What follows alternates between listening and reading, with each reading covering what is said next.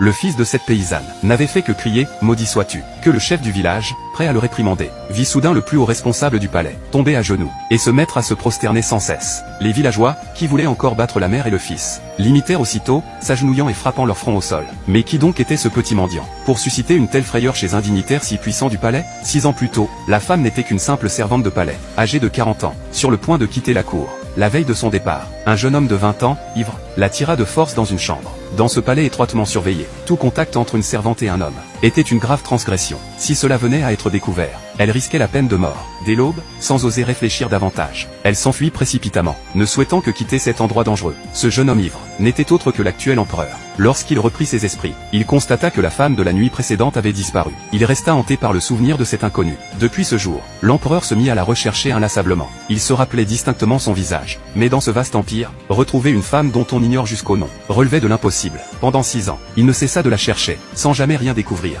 Mais il n'abandonna jamais. Quant à cette femme, désormais hors du palais, elle avait donné naissance à des jumeaux, un garçon et une fille, les enfants de l'empereur. Elle les élevait seule, tandis que l'empereur, refusant d'accorder ses faveurs à d'autres, n'avait toujours aucun héritier à l'âge de 26 ans. L'impératrice douairière, chaque jour, s'inquiétait de cette absence de descendance. Alors que son anxiété atteignait son comble, le chef du palais proposa d'organiser un banquet des 100 enfants. Avec un peu de chance, cela permettrait à une concubine d'être enceinte d'un héritier impérial. Séduite par l'idée, l'impératrice douairière ordonna au chef du palais d'aller choisir 100 enfants parmi le peuple. Ce chef du palais, qui avait vu grandir l'empereur, reconnut immédiatement, à la vue de ce petit garçon sale, une ressemblance frappante avec l'empereur. Pris d'un vertige, il tomba à genoux de frayeur, soupçonnant que la femme pourrait bien être celle que l'empereur cherchait désespérément. Mais il ne dit rien à l'empereur ni à l'impératrice douairière. Il sélectionna simplement les enfants de cette femme pour les emmener au palais. Il espérait qu'en voyant l'enfant, l'empereur et l'impératrice douairière découvriraient la vérité. Ainsi, la femme et ses 2 enfants entrèrent au palais. Elle pensait améliorer leur sort, mais elle ne se doutait pas que de plus grands dangers les attendaient. Lorsque le petit garçon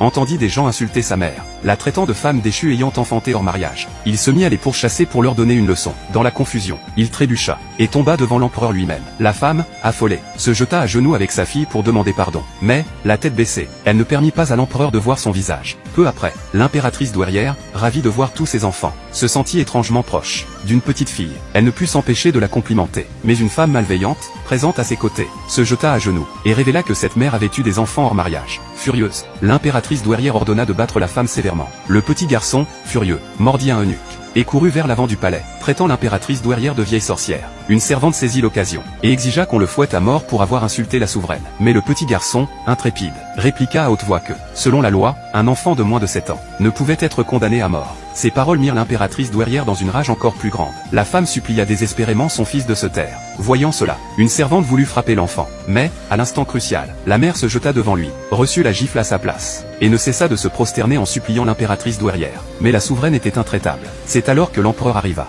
La femme leva doucement la tête, et l'empereur reconnut d'un seul regard la femme qu'il cherchait en vain depuis 6 ans.